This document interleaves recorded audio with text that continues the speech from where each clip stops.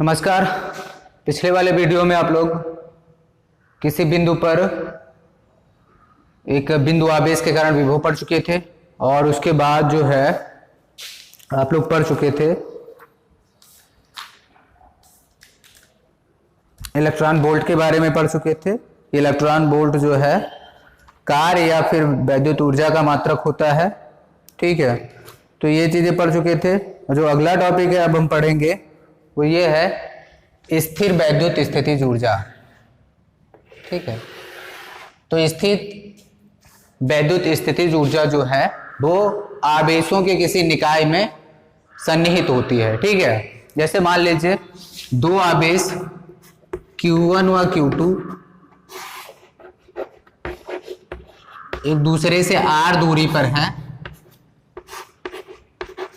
तो इस निकाय में कितनी ऊर्जा सन्निहित होगी वो हमें ज्ञात करना है। तो इस निकाय में जो ऊर्जा होती है उसी को स्थिर वैद्युत स्थितिज ऊर्जा बोलते हैं। ठीक है, उसको हम कैलकुलेट कैसे करेंगे वो हमको देखना है। ठीक है, कि किसी भी निकाय की आवेशों के निकाय की जो है स्थिर वैद्युत स्थितिज ऊर्जा कैसे कैलकुलेट करेंगे वो हमें ध्यान में देना है। तो पहले ये समझ लीजिए कि स्थिर वैद्युत स्थितिज ऊर्जा होती क्या है। ठीक है, जैसे देखिए Q1 और Q2 एक दूसरे के पास जब लाए जाएंगे तो उनमें क्या होगा भाई, अगर समान प्रकार के हैं तो प्रतिकर्षण होगा, विपरीत प्रकार के हैं तो आकर्षण होगा। तो देखिए मान लीजिए पहले यहाँ पे हुआ क्या होगा कि एक आवेश रहा होगा, दूसरे आवेश को इसके पास जब लाया गया होगा तो जैसे ही ये इसके प्रभाव क्षेत्र में आया होगा, Q2 आवेश जैसे ही Q1 के प्रभाव क्षेत्र में आया होगा, Q1 ने इसको प्रतिकर्षित करना स्टार्ट कर दिया होगा। बात समझ में है कि नहीं? Q1 ने क्या किया होगा, इसको प्रतिकर्षित करना स्टार्ट कर दिया होगा। फिर भी आप इसको यहां से यहां तक लाए, इस प्रतिकर्षण बल के विरुद्ध आप इसको यहां से यहां तक लाए। तो प्रतिकर्षण बल के विरुद्ध अगर आप लाए तो इसका मतलब इस आवेश को दूर से या अनंत से यहां तक लाने में कुछ कार्य किया जाएगा, और जो कार्य किया जाएगा इसको यहां से यहां तक लाने में, अनंत से वैद्युत क्षेत्र में लाने में या पहले आवेश के पास लाने में जो कार्य किया जाएगा वही इस निकाय की वैद्युत ऊर्जा के रूप में संचित हो जाएगा। बात समझ में है कि नहीं? तो यहाँ पे परिभाषा लिखी हुई है कि आवेशों के किसी निकाय की स्थिर वैद्युत स्थितिज ऊर्जा उस कार्य के बराबर होती है जो उन आवेशों को अनंत से परस्पर समीप लाकर निकाय की रचना में किया जाता है। ठीक है, तो एक आवेश यहाँ पे पहले था और दूसरे आवेश को इसके वैद्युत क्षेत्र के बाहर किसी बिंदु से, मतलब अनंत बिंदु से इसके पास लाया गया, तो वहां से अनंत से इसको इस बिंदु तक लाने में जितना कार्य किया जाएगा वो इस निकाय की ऊर्जा के रूप में संचित हो जाएगा। बात समझ में आई? तो मान लेते हैं दो बिंदु A B हैं, A पर एक बिंदु Q1 है, ठीक है, और B पर बिंदु Q2 है, तो हमें इस निकाय की ऊर्जा ज्ञात करनी है।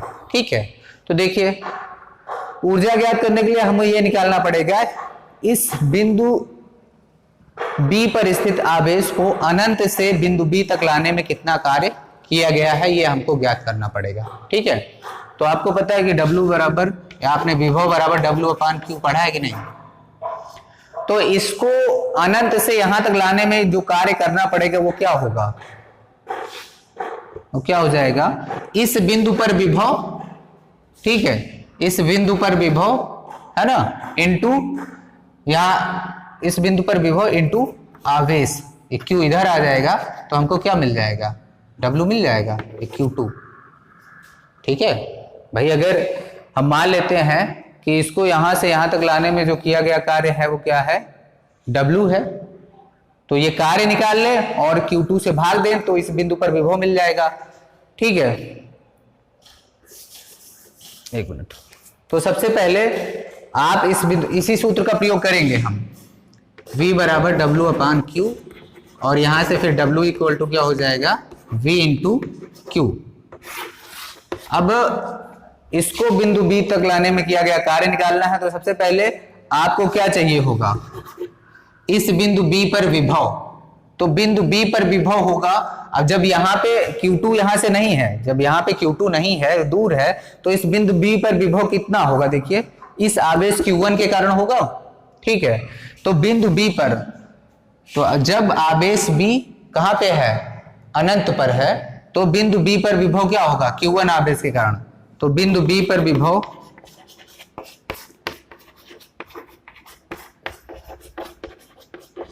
क्या हो जाएगा भाई, देखिए r दूरी पर विभव निकाल लो, तो 1/4πε0 के Q1/r, ये इस बिंदु बी पर विभव हो जाएगा। हम ये मान ले रहे हैं कि यहां से अनंत से यहां तक लाने में जो किया गया कार्य है वो क्या है, W है। ठीक है, तो W बराबर हमें क्या मिल जाएगा भाई, देखिए तो इस बिंदु पर विभव आपको पता ही है, V विभव पता है आपको, तो V बराबर क्या होगा, W/Q, W/Q, या W इक्वल टू क्या हो जाएगा, देखिए V इंटू Q के। तो बिंदु और ये Q क्या होगा, किस आवेश को ला रहे हैं हम, Q2 को ला रहे हैं ना, तो इस सूत्र में Q की जगह पे क्या हो जाएगा, Q2 हो जाएगा। ठीक है, तो यहां पे लिखेंगे अतः बिंदु आवेश Q2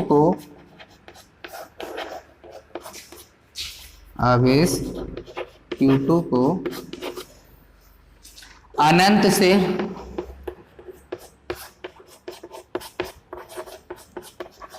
बिंदु B तक लाने में किया गया कार्य, बिंदु B तक लाने में किया गया कार्य, किया गया कार्य W बराबर क्या हो जाएगा, V इंटू Q2। तो V क्या है, देखिए 1/4πε0 के इंटू ये Q1/r इंटू Q2। तो जब पूरा करेंगे तो हमको देखिए क्या मिल जाएगा,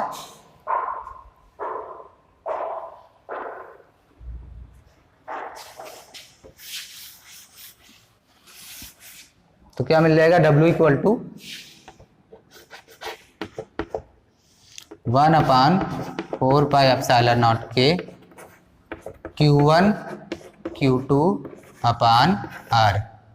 तो यहां से क्या मिल गया, किया गया कार्य कितना हो गया भाई, 1/4πε0 Q1 Q2/r।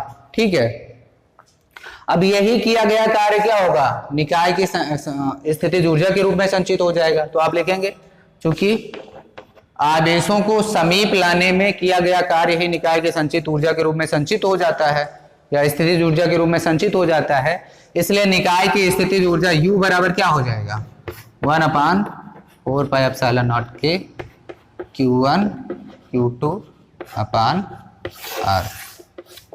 ठीक है, तो ये हो गया स्थितिज ऊर्जा, इसका फॉर्मूला हो गया जब जो निकाय है वो दो आवेशों से मिलकर बना हुआ है। अब अगर इस निकाय में, इस सिस्टम में दो से अधिक आवेश हो तब स्थितिज ऊर्जा कितनी होगी वो हमें देखना है। ठीक है, तो यहां तक आपको समझ में आया।